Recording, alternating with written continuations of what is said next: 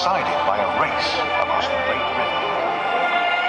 And so the race began, each animal trying to get to the other side of the river in their own way. First across was the clever rat. He hitched a ride on the powerful ox, jumping ashore just as he came out of the water. So the rat was first, the ox second. Then came the strong swimming tiger, then the rabbit, who crossed by hopping on stepping stones and floating logs. Fifth to arrive was the dragon, and so, in their turn, all the other animals reached dry land to be given their place in the zodiac.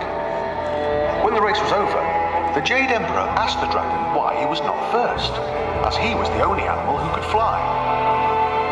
Well, the dragon explained that as he flew over the river, he noticed some nearby farmers in need of water, and so he stopped to make grain.